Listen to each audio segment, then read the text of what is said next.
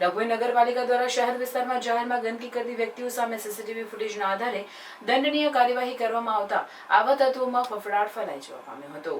ડભોઈ નગરપાલિકા દ્વારા શહેર વિસ્તારમાં વિવિધ સ્થળોએ જાહેરમાં ગંદકી કરતા અને કચરો જ્યાં ત્યાં ફેંકતા ઈસમો ગંદકી ન કરે અને કચરો ન ફેંકે તે માટે સીસીટીવી કેમેરા લગાવવામાં આવેલ છે અને તેના દ્વારા આવા ઈસમોને ઓળખ કરી તેઓ પાસે નિયમ મુજબ દંડનીય કાર્યવાહી કરવાની કામગીરી ડભોઈ નગરપાલિકા ચીફ ઓફિસરના માર્ગદર્શન હેઠળ સેનેટરી શાખાની ટીમ દ્વારા હાથ ધરવામાં આવી અને સુંદર કુવા તથા ગઢ ભવાની માતા મંદિર પાસેના સીસીટીવી ફૂટેજ ચેક કરતા કચરો નાખતા 3 જેટલા ઈસમો કેમેરામાં નજરે પડતા ઈસમો પાસે દંડની વસૂલાતની કાર્યવાહી હાથ ધરવામાં આવી। સાથે સાથે નગરપાલિકા દ્વારા ફરી અપીલ કરવામાં આવે છે કે ડભોઈ હદ વિસ્તારના તમામ વિસ્તારોમાં સીસીટીવી લગાવી દેવામાં આવેલ છે અને તેના કારણે આવા કૃત્ય કરતા ઈસમો પાસે દંડની વસૂલાત કરવા તથા વારંવાર આવું કૃત્ય કરનાર સામે કાયદેસરની કાર્યવાહી હાથ ધરવામાં આવનાર છે, જેથી જાહેરમાં ગંદકી કે કચરો ગમે ત્યાં ફેંકો નહીં અને તેને ડોર ટુ ડોર કચરાની ગાડી અથવા સફાઈ માટે આવતા કામદારોને જ કચરો આપવાનો આગ્રહ રાખીએ। આ તબક્કે ડભોઈ નગરપાલિકાના સેનેટરી ઇન્સ્પેક્ટર મહેશભાઈ વસાવા તથા સુપરવાઇઝર ઇકબાલભાઈ મંસૂરી, ભાવિશાબેન પરમાર તેમજ તેઓની ટીમ દ્વારા દંડ વસૂલાતની કાર્યવાહી કરવામાં આવેલ છે।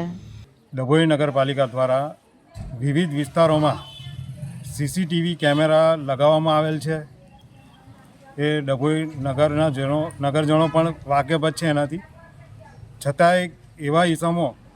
જે જાહેરમાં ગંદકી કરે છે અને જાહેરમાં કચરો ફેંકવાની પ્રવૃત્તિઓ કરે છે